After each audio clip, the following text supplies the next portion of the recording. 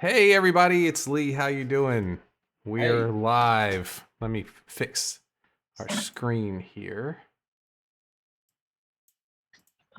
See if I can get everything going. Looking better. Alt.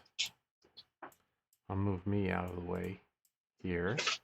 Oh no, that's where I would be right there. Thank you guys for hanging out with me today. no problem. How are you? I'm good.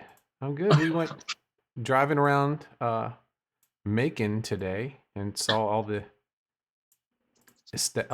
people out at the Hobby Lobby and enjoying life.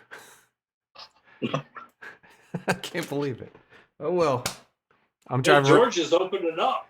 It is. It's open for business, man. We are open for business. Um, Great to see you guys.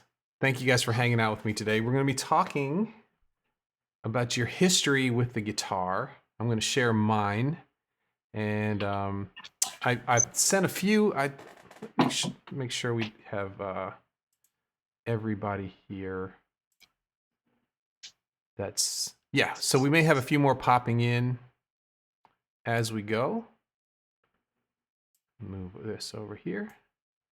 But so we have Josh, David, and Evan hanging out with us today. We may have a few more, and got some notes here. Just want to make sure that I don't miss anything. Of course, this is all happening as soon as we hit go live. Oh my goodness. It's just one of those things, man. But this is Guitar Talk. What was thinking about before I get my notes. Hey, Chris is here. Hey, Chris, how you doing? We'll give him a few seconds to get his audio straightened out, like mine needed. We are going to be talking about your guitar history, your history with the guitar. And was wanting to just run this by everybody. I was thinking about actually maybe at some point turning this into another podcast. I don't know what you think about it, but it's been a lot of fun. And right now it's just on the YouTube channel and just something that we do is kind of a hangout thing. But I thought maybe, I don't know. We'll see how it goes. What is this, episode 5? I think it is. I think it'd be cool. Yeah. So Chris, can you hear me? I can hear you. I don't know if you can hear me. I can hear you. We're good. That's fine. Yeah. We can hear you. All right. So everybody's together. Okay. So what we're going to do is we're going to do kind of go around the room a little bit, and we're just going to talk about, I guess the first place is to start from the beginning, how we got started with guitar. Why would you put yourself through this? What's wrong with us? Why do we do this? Right. And, Right. what was it that made you say, man, this is what I want to spend all of my time doing? Okay. So let's start with Josh. How about that? We'll start up top there. Oh, that's a long story. I had a lot of family that played instruments. Like my dad played guitar, uncles, stuff like that. So you had the family. yeah, I eventually picked it up a little bit and start trying to play too.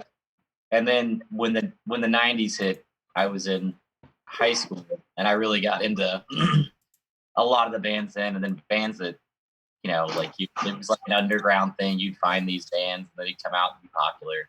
Right.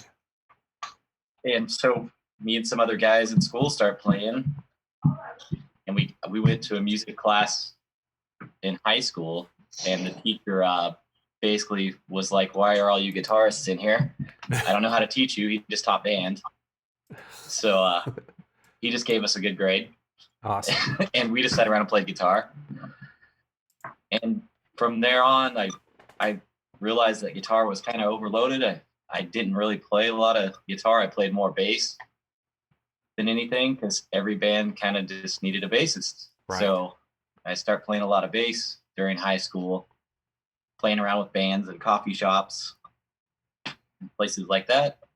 And then eventually went back to the guitar. And I just always liked the guitar and the sound, and brought up with a lot of music too. My dad played everything from like John Denver to, Jimi Hendrix, all kinds of stuff. James Brown. Yeah. So from there on out, I was pretty much hooked on the guitar. I just kept playing it. It's frustrating, but sometimes, because I kind of learned just on my own and from what I saw other people do. Was your family, was it a lot of like get-togethers, those kind of things where everybody was encouraged to play, or was it just that you saw a lot of your family members playing? Oh no, it was like get-togethers. It was like, I grew up in a really small country town, like 500 to 700 people. Right. So they just have people on the back lawn playing. Right. And my grandpa played like a fiddle, and stuff. It was all upside down and backwards, and he was left-handed. It made no sense, but he made it work. It sounded good. So you weren't getting any pointers from upside down and left-handed. Yeah, it didn't work for me at all. I was right-handed. I was like, I have no idea what this guy's doing, but it sounds awesome. So that's great. So how about let's just stick with this. I think the best way to do this is we'll stick with this question, go around the room, and then we'll kind of progress from there. And at first we'll get to everybody, and then as we go on, anybody who wants to chime in. So David, we're going to go next to you. Why are you putting yourself through the learning of the guitar? Well, I've always loved the guitar. When I was young, I never played an instrument, but I love music. Right. Then I got married, and that went on for 20 years. And then I bought the kids guitars. My son wanted to learn when he was 16. So I got him a guitar, and I thought, oh, there's no way. I saw him doing it, and I'm like, there's no way I could do this. This is just, right. It's crazy. Right. And then my daughter started playing piano. And then when I got divorced, music sort of carried me through for years. It was, I was really got back into music. And then when they moved out, I figured, well, I got a lot of free time, and I really want to learn the guitar. So that's when I picked it up, figuring, it'd just be for fun. I'd see if I didn't really think I could do it because it, just seemed so difficult. And then once you get into it, you really get addicted to it. Yeah. That's where I'm at now. I'm still at the beginning, basically. I knew nothing. I didn't even know what the difference between scales and chords were a year ago. That's how bad I was. Well, that's okay. That's okay. As you can see, but it's so much fun. Just learning I could talk guitar now. I can't play it that well, but I could talk guitar. I play because I like it, not because I'm any good at it. I'm trying to fix our screens here. Do we have everybody? Yeah, we have everybody. Yeah, and that's one of the things that I love about this is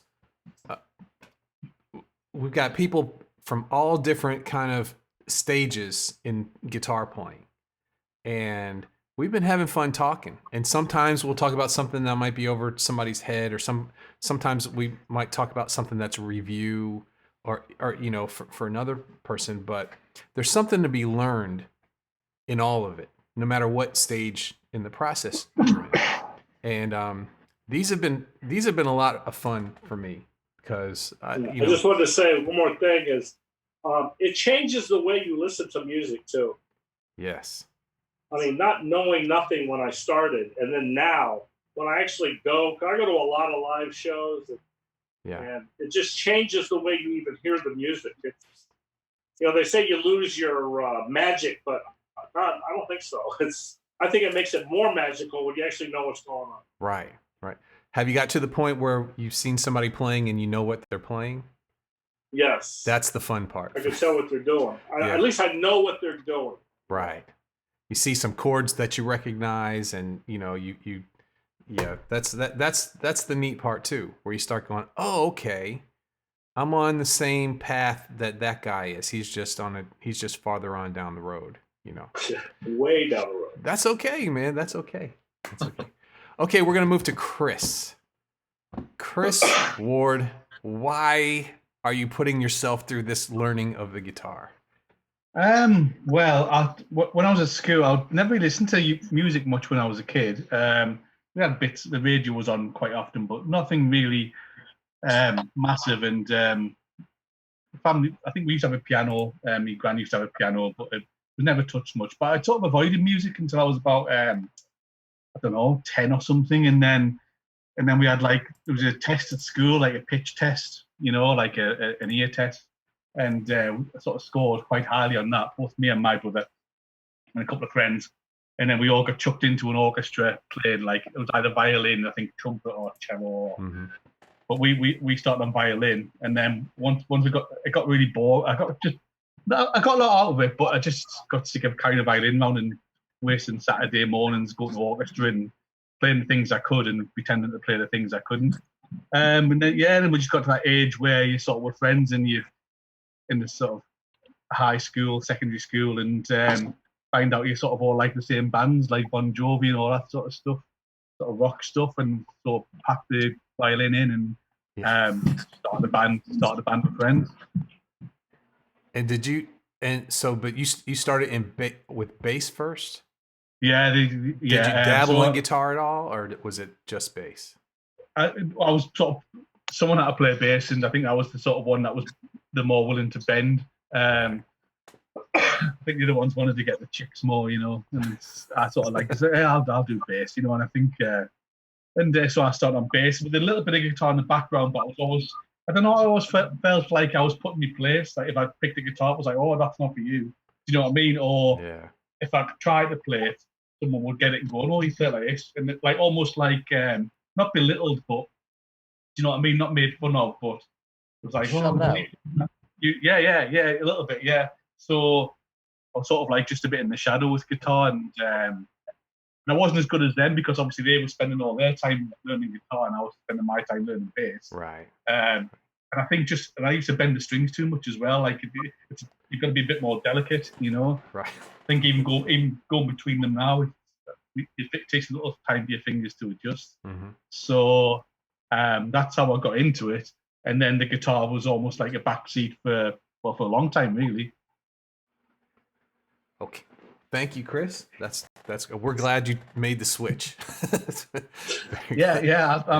I like both. Do you know what I mean? I like both. I probably get a lot more out of guitar now, but like I said, Joey, my son's learning the bass, so I'm taking him through stuff, and they're just different beasts. Yeah. You get different things out of them. I probably learned different skills and brought them to the guitar and approach the guitar from a slightly different way. Yeah. Okay, we're gonna move on to Ellie. Hey, Ellie, how are you doing today?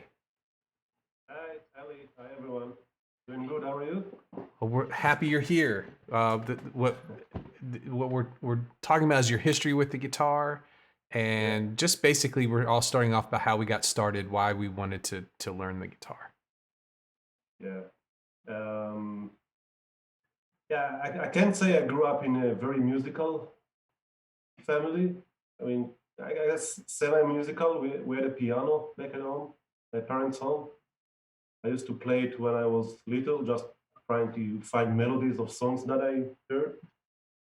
So music was always been there in some way or another. And then in high school, I wanted to play. First of all, I guess I always loved guitar, the sound of the guitar, songs with guitar. So I wanted to play, the songs that I've heard, be able to play some of them. So I started with a classic guitar, actually, nylon strings, then moved to my first electric guitar, which is the one over there on the wall. Still at high school, I had a guitar teacher for, I think it was 2 years, and started to play with a band. It was a lot of fun. Didn't get me any girlfriends or anything. Just playing with it doesn't work, at least didn't work for me. And at some point, really, I thought I was going to work in the music industry.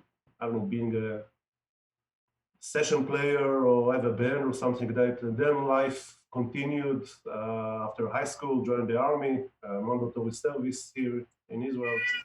3 years, and then studies, university and stuff. I haven't played much guitar back then.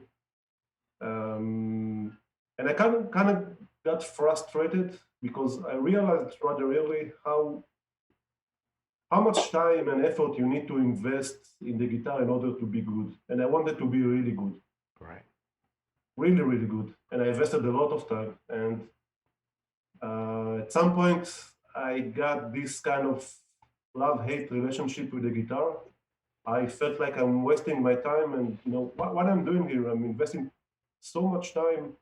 I'm not getting anywhere. I mean, I was improving, but it's not something that I can use or get a living from, something like that.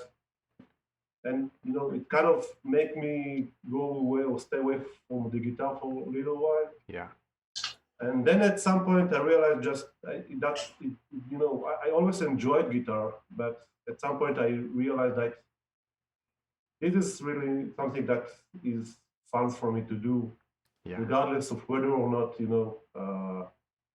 I'm getting any tangible benefits out of it.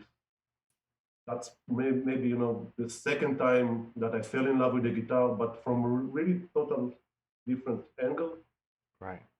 That was, I don't know, several years ago, when I returned to play the guitar in a more serious way, to learn guitar, still alone, from books mainly. But when I discovered, music theory and really started to understand what I was hearing, and being able to come up with my own stuff much more easily than before, and realize that, it's an endless world, and the fun of just learning new stuff and developing the skills.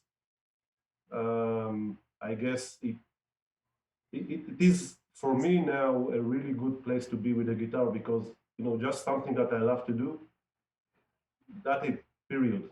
No any rock star or guitar hero dreams attached to it anymore for a long time.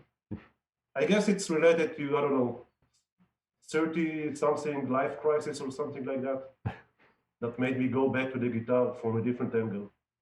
It was either, I don't know, a motorcycle, tattoos, or getting back with playing with bands. I choose the guitar, and I'm with it since then, like, from a different angle now. So it's really a lot of fun, and yeah, it's made me a little bit change my mind even more lately is what is happening here and similarly in other venues. But eventually, guitar and music is about people. Meeting people, playing with people, playing for people, learning from people, teaching people. This is a very, very fun aspect of playing guitar, which I'm, starting to learn and realize it to the most, extent possible. Like, I think for me at this stage of life, in recent years, and this is, great. It's great motivator and great fun to share and learn and discuss guitar with others.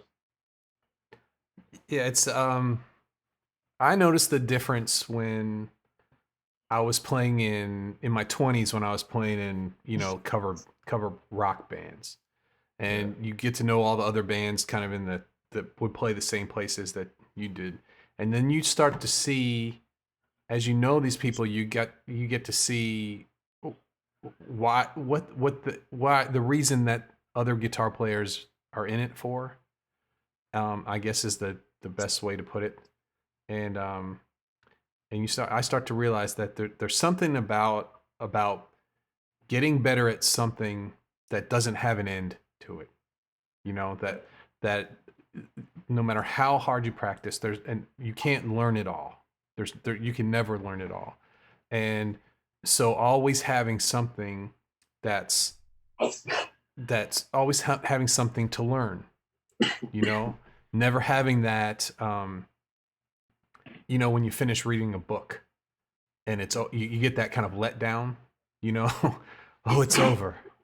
And for me, if I finish a book, you know, it'll be years before I start to read another book. So, so I understand that. And embracing this, right? Yeah. And I realized that a long time ago, and it made me really frustrated. Oh, I'm never going to get there. But what is there? There is no there. Right. Once I embraced it, that this is a good part, if not the best part of music in general and guitar in particular, because there is a lot of motoric skills in addition to just understanding music.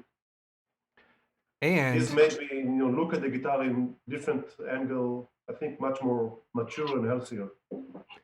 And to me, along those same lines, it went from the thing that was very frustrating when I started to one of the only things in life that's not, once you've accepted the fact that there's no rush.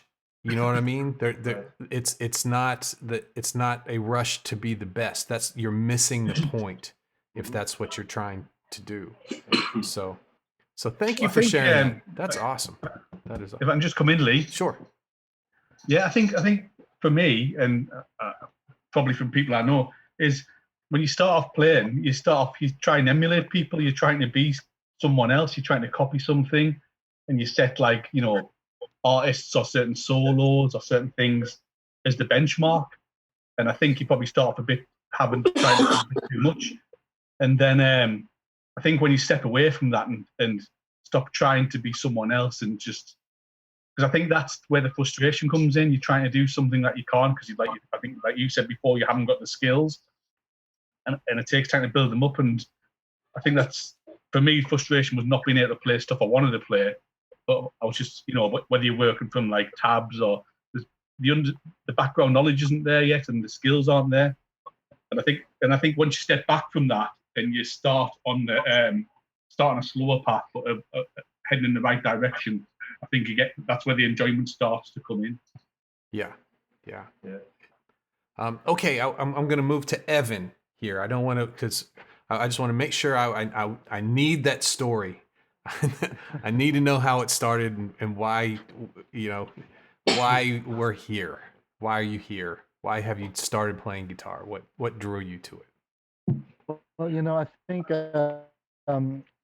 growing up, I had two cousins that played guitar, and I was always over at their house, so I was attracted to the sound of it, just the sound of the guitar. It sounded really cool, and it always stuck with me. But it wasn't until I was, I think, about 14 or 15 that I picked it up for the first time, seriously.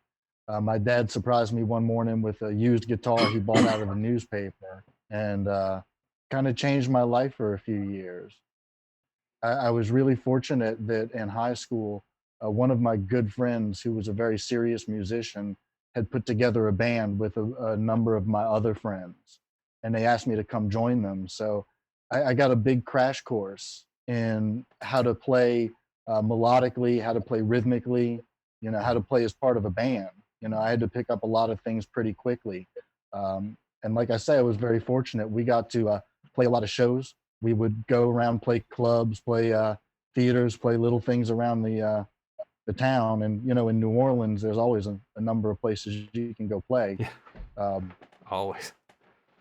And, did that all through high school.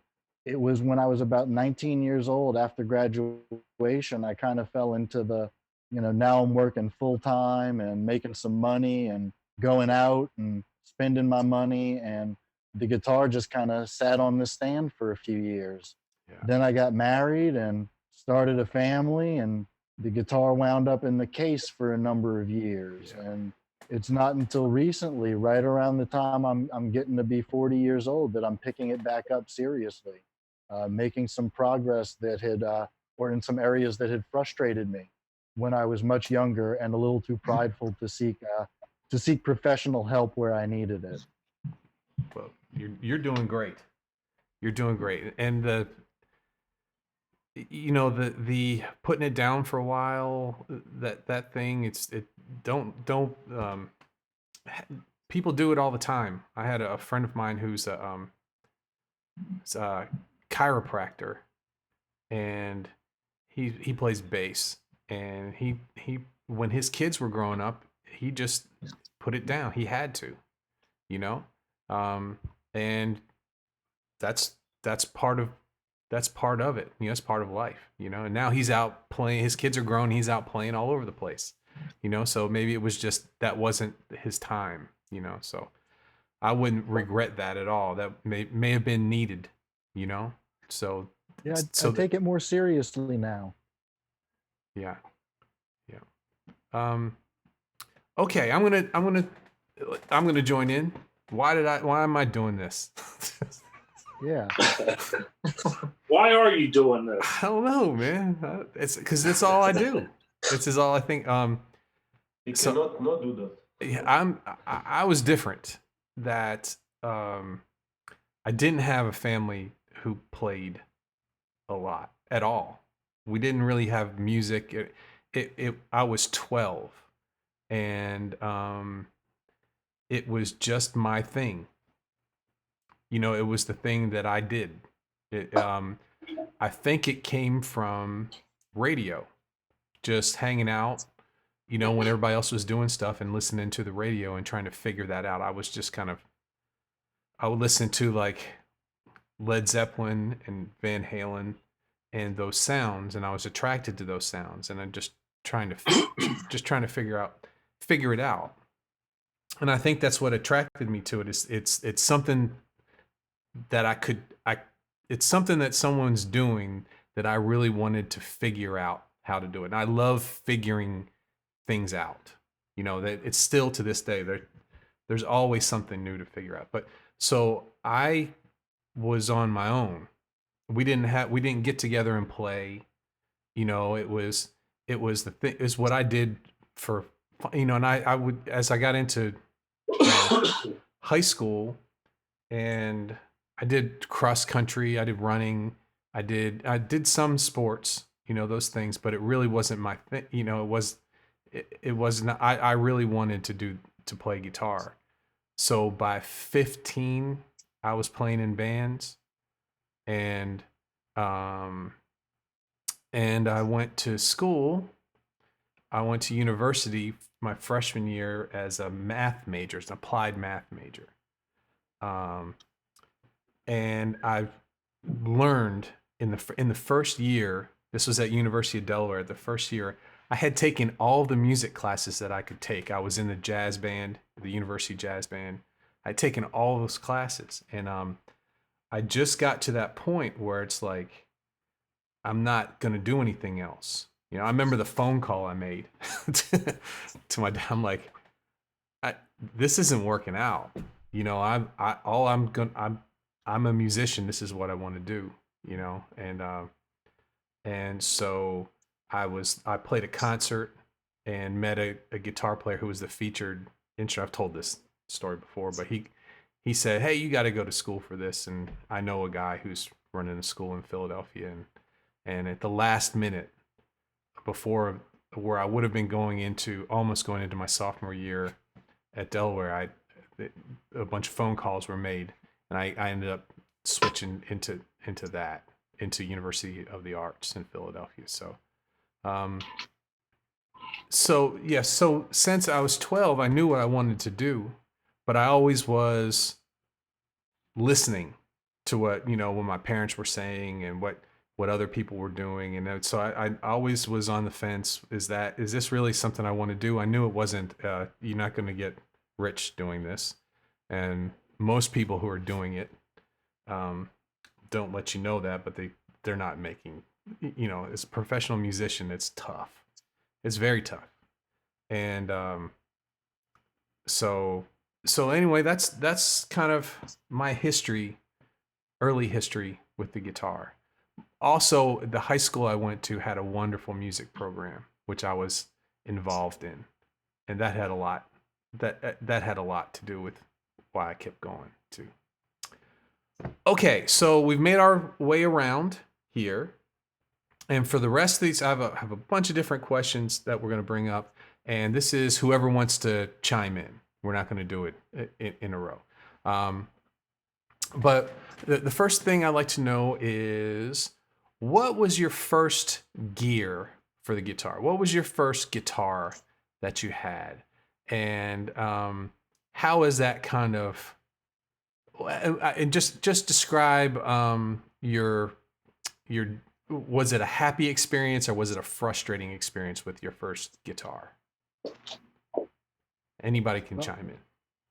I loved my first guitar. I absolutely adored the thing, but it was I told you before, it was a Harmony, and it had a neck like a baseball bat. Right. It didn't stop me from playing it, but before we got on today, I actually dragged out my second guitar, which is this Red Squire Stratocaster. Yeah. That I was fortunate enough to win in a contest shortly after I started playing guitar. And it is a fun story. It was a worst guitar player contest that was held to celebrate the premiere opening of Wayne's World 2.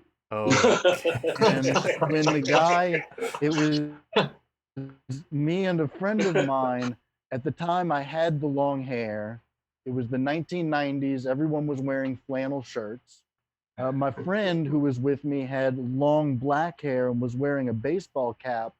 And basically, the guy running the contest told me that I won because I looked like Garth from Wayne's World. But he carried me through. This one here carried me all the way through for many, many years. So. So that's my story. My first guitar was my love, but I dropped it very quickly for the much nicer Stratocaster that I was fortunate enough to win in a worst guitar player contest. This is that is the reason for this whole show. That story right there. So party on, Evan. That's all I got to say about that part. Awesome. That's great. That's great. Let's see here. How about Josh? Josh, what was your first guitar? I'm not even sure. My cousin gave me one. Okay. And it was an old electric. It looked like a Les Paul, and like I'm not even sure if it was like a bass cabinet, whatever it was, a gigantic amplifier. And every time I flipped the switch, it would shock me. I think they all figured if I played that, then eventually they would get me. My parents eventually got me a decent guitar, like an Epiphone, I think, for Christmas one year after that. But I had to solder parts together and figure out all kinds of stuff with the inside of the guitar to make it work. And I still have no idea what it's called. I don't know. It just looked like a Les Paul. It's probably a copy of some sort. That's awesome. That's the amplifiers that shock you. I've had several of those. It had like a two-way switch on it. You flipped it one way. I don't know. It was old. I mean, it had been around a long time. Yeah, that ground switch, if it's not in the right place, your arm flies back. That's right. Yeah. That's right. So how about you, David? Is that your first guitar that you've got with you right there? Oh, that's a good one. Les Paul Special. The only reason I got it was the recommended starter guitar. It's a good one, too. I don't have any problems with it. It's a fine guitar. It doesn't have the kind of sound and playability I like. And this is my second guitar. Right. An Ibanez. It's a lot smoother. Yeah. But this guitar is fine. It's a great starter guitar. Yeah, that's the bolt-on neck Epiphone. Yep, that's a good one, man. That's a good one. Yeah, I played that. My dad has one of those. Yeah. Exact same thing. Yeah, those. I'm so new to guitar. I still have my first guitar. Yeah, and actually the pickups on that guitar aren't too bad either. I used to teach at a music store where I would just grab a guitar off the wall and use that for the lessons. And we always had a Les Paul Special in there. And it was a while ago, so I don't know if the pickups are the same, but I always thought it was a good guitar. So that you got a good one to start with. That's good. How about you, Chris? What was your first guitar? Well, my first guitar was a bass, which I got from just a friend who was in one of the bands. Just wanted us to play. The strings were about that far off the fretboard, and we tried playing some hard guitars with bad action. If you try and play some basses with bad action, that's a whole level of pain there. Yeah.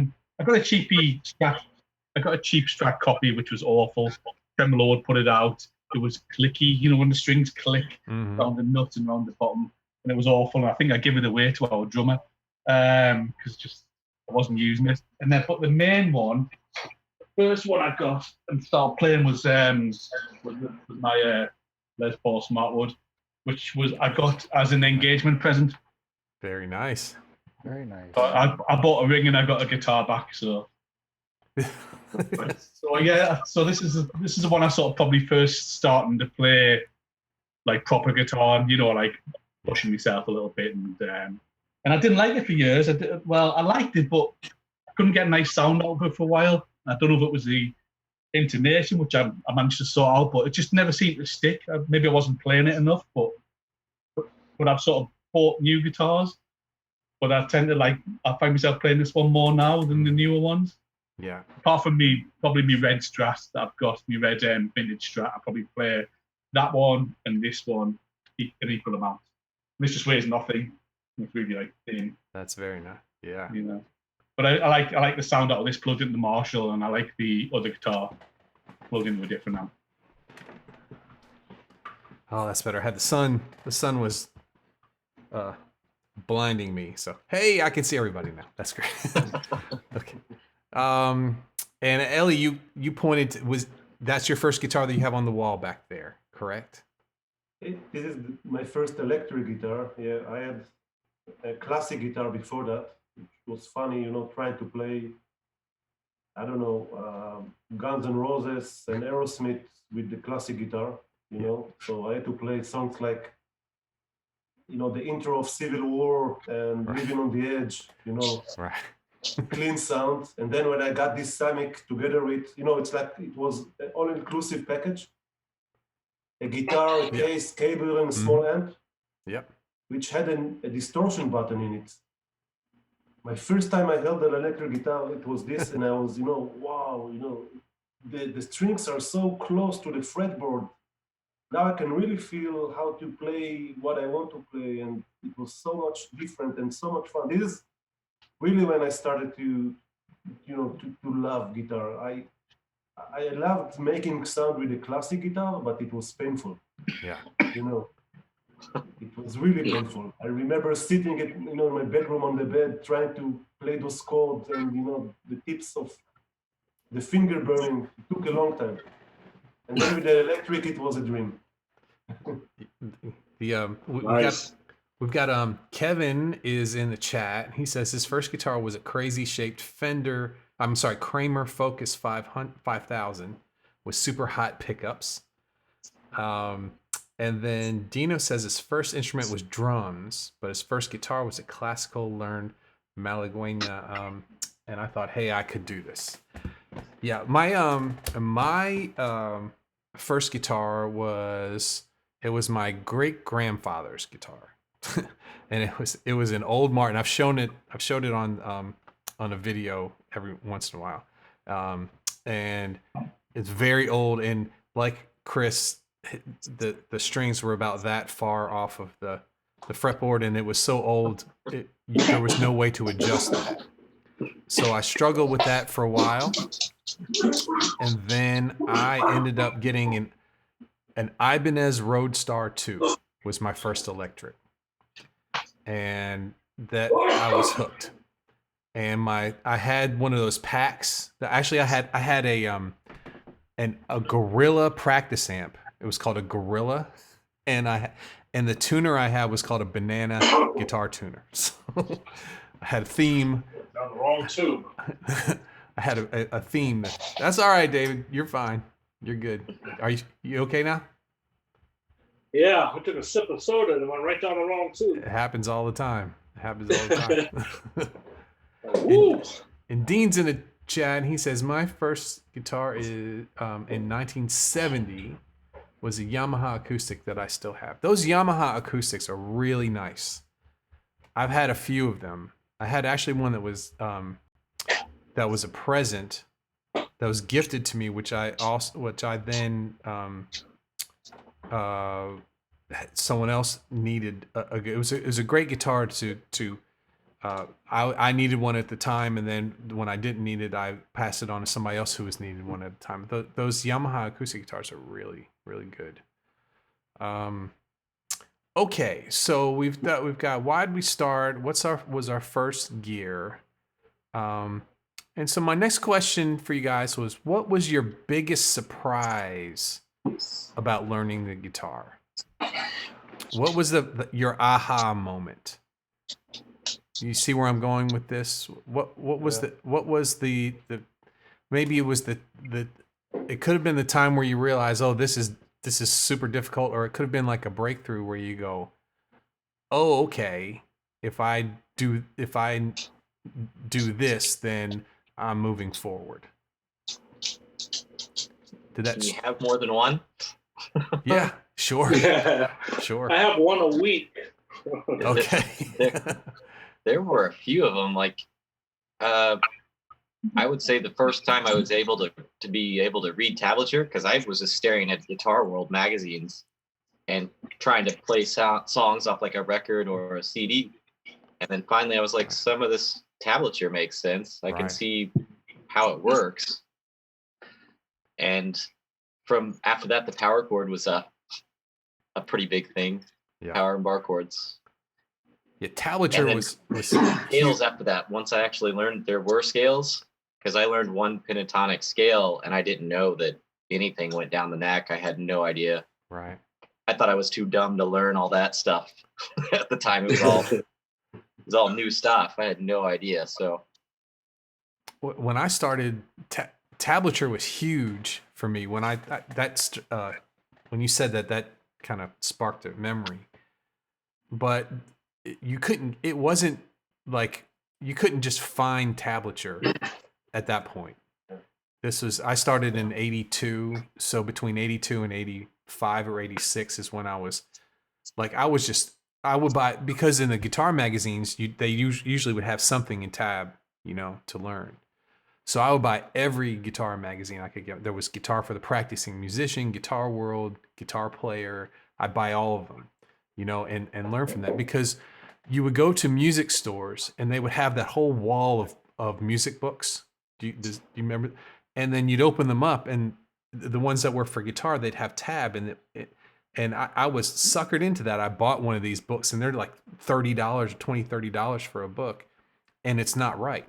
It's completely wrong. The tab is not. You learn the tab, and it sounds nothing like the song. So I had that same thing. But tablature was a big thing for me too. And now, you've got tablature readily available, but it's still the same thing. You go to Ultimate Guitar and it's not always right. Right. Anyone can put it up there, which lets you know, hey, anyone can put it up there, So it's wonderful that people share, but sometimes you may or may not be right. How about you, Chris? Do you have an aha moment? I don't know really. I did the same tab thing, buy the magazines, and I think, like you say, like a big point was when you realise it's not right, or it is right but it's not played as it's written. You know what I mean? Sometimes you have fret markers and you think that doesn't sound right, but you're playing in a different position, right? And then it does sound right. So I think learning to take that with a pinch of salt, and then with tablature, I tend to use it as like a starting point, because I'm not one for recreating exactly how it is. I'd rather like take it and like try and learn why it works, or why I'm playing what I'm playing, and then come up with my own way, or adjust it my own way. So that was a big thing with tablature, and then realizing actually what I'm reading isn't right. And then further down the line, just pentatonic scales, because I'd never really touched that. I'd sort of learned by tablature and by ear, and I'd sort of learned some patterns, but I didn't understand why they worked. And then once I got into pentatonic scales, a lot of the things I was playing in E minor, going up and down the neck, fitted into place. So it's sort of like, so I'm not sure if I sort of worked backwards, learned the patterns and then sort of learned the pentatonics afterwards and then understood why. Let's see, Dino says, first time a Rush song riff started to actually sound like the song for me. So that's his aha moment. And that's another thing too, Chris. Learning something and then filling it in later, and I think we all do that, because it's tough to start learning guitar and hold yourself back from the sounds that you want to, the songs that you want to play, so I think we all have done a little bit of that, learning something before we were really ready to learn it and then having to jump back and figure out why that works. Let's see, who's got another aha moment before we move on? Anybody else? Yeah, it's got to be sliding scales and bar chords into different positions to get into different keys. I didn't know hardly anything when I was in my band, but I knew the names of the notes on my low E string and my low A string. I knew the blues scale and I knew my E and A bar chords, and I could get by with almost anything. That's right. You're playing at that point. That in 30 songs, you got a night of music right there, man. Yeah. Ellie or David, any aha moments for you? Yeah, I have them all the time because I don't know nothing. So, I mean, originally it was something as bad as knowing Eddie ate dynamite, goodbye Eddie. I know all the strings already. That's right. I think the biggest moment when I first started was doing something as simple as these little one-finger riffs. I was like, holy moly, I actually made some music there. So, but they've all been just little small learning things. Yeah. Nothing mind-blowing yet. They all build. It's all important, Yeah, that's the thing. There are a zillion of moments like that. If I can, choose one or two which I remember most, I think from technique point of view, for me it was switching from strict alternate picking to directional picking or economy picking. Right. Wow, that was a quantum leap in terms of my ability and ease of playing without thinking and to be able to play things I wanted to play. And again, I can't say enough how much music theory helped me achieve so many things on the guitar. Just like it opened a world, right? So yeah. I felt like, I was trying to, play the sounds that I had in my mind, and it was like a lot of trial and error. And with music theory, I could give names to what I was hearing. Right. And then, okay, yeah, that's, I don't know, functional 5, or that's chromatic, that's whatever. I could give names and, social, that's okay, Phrygian scale, that's Lydian. So much easier now, So these are the biggest breakthrough moments in recent years for me.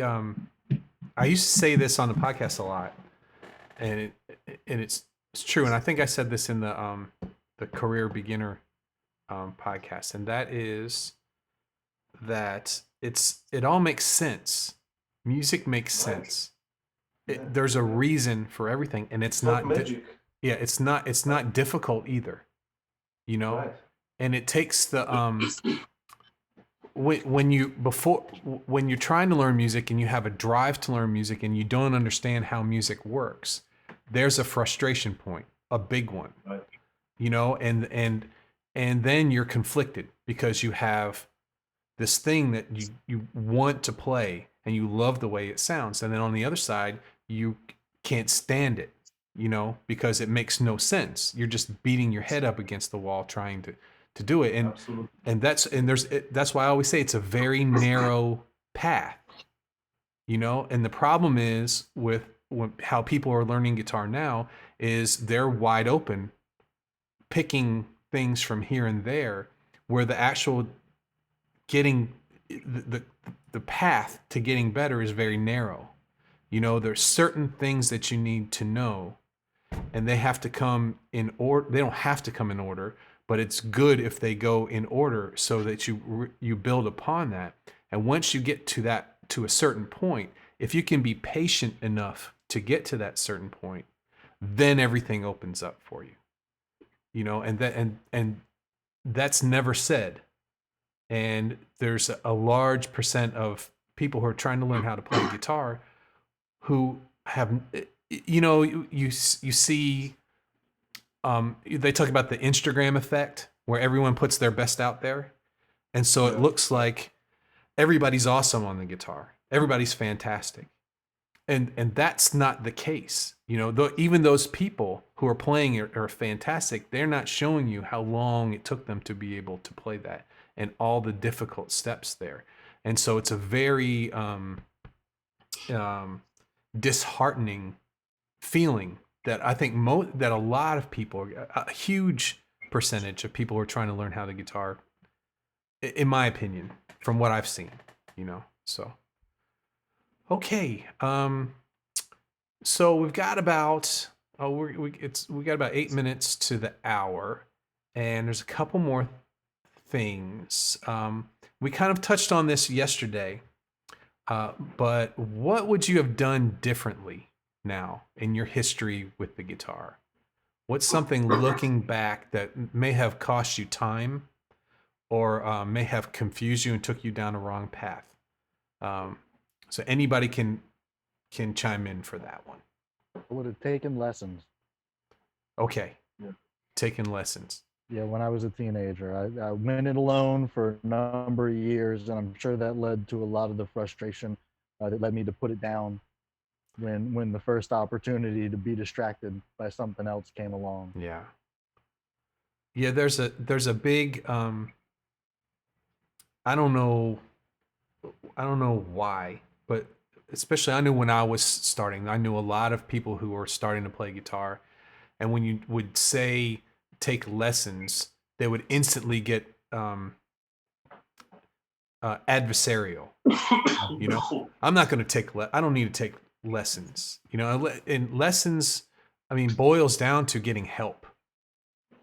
You know, and learning from someone else. Isn't that how we learn everything? From someone else, you know?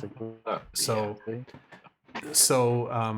and some people, even people who figure things out themselves, they figure them out from watching other people doing it, you know, which is in a way learning from someone else, you know?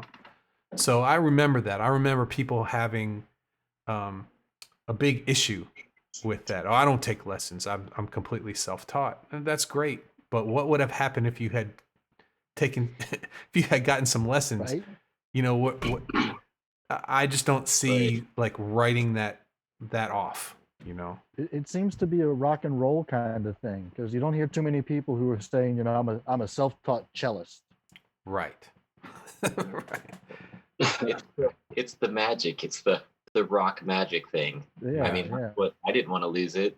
That's what I thought if I took lessons, that would go away. It'd take away your ear. Right. But and I wish now I would have done the theory and way back. Yeah, it's kind of like driving a car, you know, driver's ed, when you get your driver's license for the first time, you know. Oh, I'm not being taught how to drive a car. I'm just gonna do it, man. Right. Give me the keys. I'm going on the highway. That's it, you know. So there's nothing wrong with learning from somebody. How about you, Chris? How in Northern England, what did you find that there was that something about that? Like there was because I know this is the way it is here in the States, that there was it was like a badge of honor that you were never taught anything. Yeah, I think so. I think there's I think everyone seemed to just go it alone, you know. I can't remember anyone I know having lessons. a bit of snobbery and stuff. And I think we just all had our heads down and just we knew what we wanted to play, and we didn't want someone else telling us what they thought we should be playing. Right. We just wanted to learn the songs and go out and play in front of people, and just had the blinkers on. I think going back, I would have probably tried to learn how to play the guitar rather than how to learn to play certain things on the guitar. Go deeper. Because you're just learning on the surface, aren't you? You're on the fly. It's like I say, painting by numbers with the tabs, and you're not actually developing any skills. You can play this, but you don't know why you can play it. So if I could talk going back, I would say, maybe learn a bit of music theory, maybe not try to learn specific things, maybe just spend time with the guitar, just messing about. Yeah. And just be, I don't know if I could go back and tell myself to just be a bit more confident. And everything's achievable to anyone, I think sometimes you just think things that you're not going to get to a certain level, but you don't see the path. You see awesome guitar players, and you don't see the journey they've been on. You just want to be up there, and you don't realize the work and the steps that are involved.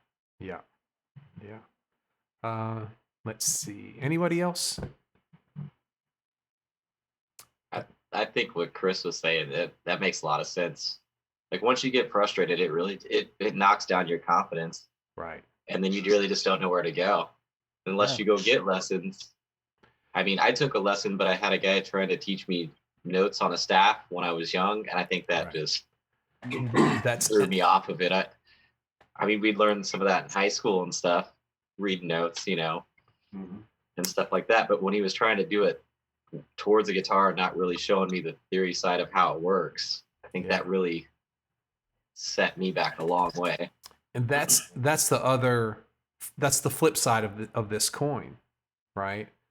Well, I have two things to say. The flip side of this coin is, say you do get, a lot of people will go and take a lesson, and you don't know who to go to. You just go to usually whoever's the nearest guitar teacher to you. And that kills people playing the guitar just as much as anything, getting someone who tries to force you to learn something that maybe you don't want to learn, and so when my thing is, say you want to be a rock guitar player, and maybe you don't want to get lessons, or maybe you don't have the money for lessons too. The best thing you can do is go to somebody who's doing it. Go to, if there's a local band with someone who's playing there, go and just ask a couple questions. That's, what direction do I go? More of like a mentor kind of thing. You don't have, it's I just think there's a lot of people who could have been really good guitar players who've gotten in the way of themselves by not wanting to learn from someone else. And I think there's a number of different reasons why that may be, maybe they want to have that, like I said, badge of honor of being self-taught, or maybe they don't like being in a situation where they're coming in as a student. A lot of people don't like that. A lot of people, maybe in other places of their life, they're in charge of something, or they do something and have to take a step back, saying, well, I want to learn this, but I'm going to need some help to do that. So a lot of people have a hard time with that. So the F chord. Yeah. Don't even go there. Yeah. Okay, so besides being a good teacher, people should know how to be good students. Yeah. I recall that I was taught things I didn't want to learn back then. Mm-hmm. I didn't know that I don't need those things back then, or things that I wanted and didn't know how to ask or to say them. Right. You're right. And I think it's a hard problem. How do you expect from someone who don't know what he or she should learn on the guitar, come to the teacher and ask them for that? So yeah, you don't know how to. Experience and skill of the teacher is very important here to identify what this student wants and how to help them get there without frustrating them. I remember a lot of lessons being frustrated with my teacher. Why should I have to learn this? I'm not going to play this style anyway. Never. Yeah, And stuff like that. I found that taking the time to explain the reason why you're learning, why you're presenting someone with something, to care about where that person wants to be. Yeah. So if I see someone and I know, okay, well, this, say I have a student, Jonathan, and Jonathan's in high school, and I know what he wants to do with the guitar. And sometimes there's some things that are a little dry to learn, especially for a high school student. But we've taken the time, and sometimes, say you have a half-hour lesson, and if you spend 20 minutes explaining the reason why something works, that's a good 20 minutes. That's not a waste of time, even though you may not be sitting there actually playing the guitar, but to put somebody's mind at ease that what you're going to spend your time working on, and this is something that may not be the end result, but is going to get you to that end result faster, and caring to put that into words instead of saying, trust me, just do this. Yeah. Have you heard that before? Yeah. Trust, when you say trust me, yeah, trust me, just do this. That's that's not considering who you're talking to me, And I've had many teachers who just said, "Trust me, don't this," and they were right in the long run. You know what? But part of learning the guitar, it's an emotional thing too. You want it. It's not, you don't want the drudgery of I got to go practice guitar. That's not where I'm at with that. That's not, who wants that? Who wants drudgery? I love every time I get to chance to play guitar, whether it's 10 minutes or if it's 2 hours, and honestly, my time to practice guitar is dwindling. There it is. It's right there. Here it is. I see it. I want to get to it, but I can't get to it sometimes. So okay. So we're gonna wrap up here with the last question. What would you ultimately like to be able to do with the guitar? And then this is really fascinating. And you would think everybody would say, "Well, I want to be a rock star," and that doesn't last long. That doesn't last. And in fact, you know what? You wouldn't want to be a rock star right now. Because guess what they're doing? What we're doing right now, sitting in front of a webcam, right? So, so who'd like to start? What would you ultimately like to be able to do with the guitar? Yeah, I think it was in my first email to you, Lee, when I encountered the podcast 2 years ago. Right. Still my desire. Being able to play what I hear instantly, on the spot. And how much farther along in 2 years do you think you are? I've improved my relative, hearing. I can hum a melody and play it with some trial and error. Okay. I'm getting better. Good. That's the goal. Yeah, that's the goal. Keep getting better. I can't say that I really know how to practice on it. Really, it's also a big question. What do you need to practice in order to achieve your goals? Right? Well, to be able to be able to play what you hear in your head. I'm sorry. Go ahead. No, but others also add. That's it for me. If I can, hear a chord progression and just play what I hear, and it sounds good to me, I'm happy. And I think it's a time thing too. You can have all of the parts that it takes to be able to play what you hear in your head. You can know your notes on the guitar. You can know your chords on the guitar. You can know your intervals and what those intervals sound like. You can know scale patterns all over the guitar. You can understand rhythm. All of these different things that come with playing a melody or playing a chord progression. But until you spend time putting all of those things together, baking, it's a little like cooking those things together. I think there's an element of time that takes place where it gets easier and easier and easier and easier as it goes along. How about you, Chris?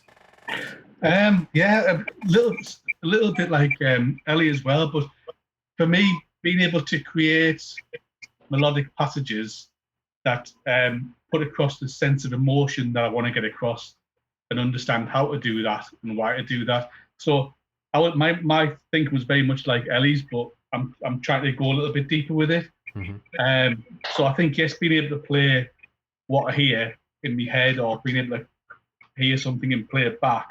But for me, it's like being able to pick the right phrases and the right style and way of playing that's sort of receptive to someone else, and so they get the message that I'm trying to give across via a melodic phrase. So trying to communicate with the guitar. Yeah, just because rather than being, you don't have to be fast and fluid to create a sort of an emotional passage, but to get that across so the listener hears what I want them to hear, like the same emotion. Right. Like 2 notes. Very good. That's great. How about you, David? What's your ultimate goal with the guitar? I think ultimate goals change, but right now my ultimate goal is just to be able to play music that I love competently. That's a great goal. That's a great goal. How long do you think it's going to take you to do that? I say another 2 to 3 years. Okay, I'm gonna put that in half. Okay, half that. Okay. Yeah. It's funny when you're on a path like this, like we've been doing, where we're building skills, how time goes exponentially, progress goes exponentially. So I've been very lucky to see you progressing over just a few months. So you're doing great. Okay. Yeah, I do realize that as you progress, it does speed up. Yeah. But it's still going slow. That's okay. That's okay. Josh, what do you want to do with this thing? I want to be able to just completely know what I'm doing when I am playing. And also I want to be able to write and record the music I want to record, and then be able to, go out and play out too. And then eventually I'd like to be able to know enough to teach the guitar.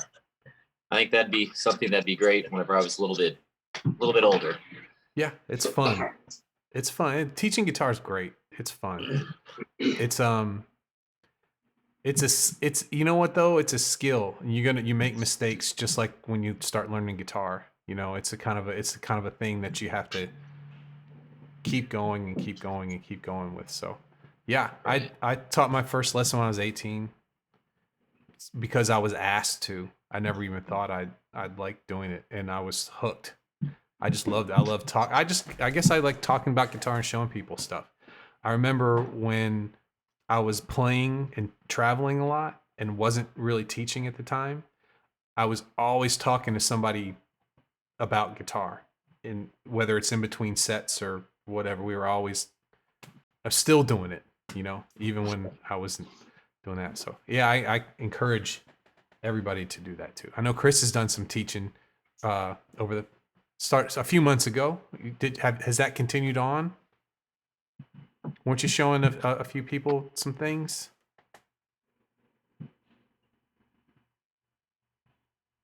Oh, I lost you. I lost your audio. I've been teaching Joy a bit of bass. Joy, who's here. Okay. Hello. Hey, Joey. But I don't think I can't remember teaching anyone else. I'm not sure. I don't think so. Oh, But okay. just Joy. Yeah. Just Joey. Okay. Great. Okay. I've lost the sound. Yeah, I've lost it too. Can you hear me now? Yeah. Now we hear you. Okay. Well, we're gonna wrap it up in a second anyway. I just want to. I think Evan. Did I ask you what you would ultimately? No, my big goals on guitar. I think I'm getting close to the first one, which is to be able to express myself musically on the instrument. Bigger than that, I want to be able to play out with the band and write and record a record. That's doable. Very doable. Very doable. Okay. Well, what did you guys think about the topic for this week? Was it fun? Awesome. Yeah. Very nice. Yeah. So this came about from, we had our tie yesterday about what we're going to do for the podcast this week. And so I've chose Welcome Back to the Guitar. And I've done something similar to this. It was early on in some episodes, so I'm gonna revisit it and make it so it's not exact. It's not the same. I'll come at it at a different way. But I think now's a really good time. I think a lot of people, because of what we're going through, are probably thinking about starting up with guitar again. And I think this was nice to go through and for us to revisit some things in our own playing, and kind of take a look back. And usually when you take a look back, it kind of puts in the place that you're at into focus a little bit too. So my brain is on that this week, kind of the actual playing of the guitar, the situations that we're in life that might take us away from the guitar or bring us back to it, and those things. Anyway, so I thought it would be fun to do this today. And I want to thank all of you, David, Evan, Ellie, Chris, and Josh, for hanging out with me for over an hour today. Did you notice that Zoom didn't cut off after 40 minutes? I did notice that. I paid them, man. They got the money. I figured they deserve it. I've got enough free Zoom hours out of them up to this point. So okay, everybody. Well, I'm going to go ahead and say goodbye. Thanks everybody for hanging out. And we're going to do a hangout tomorrow at 4 too, to prepare for the next week. And I'm going to go through the podcast a little bit too for tomorrow. So Awesome. Okay. Thanks everybody. I appreciate Thanks, it. Lee. Thank you. See you later, everybody. Okay. We'll see you. Thank you. Bye-bye. Hasta luego.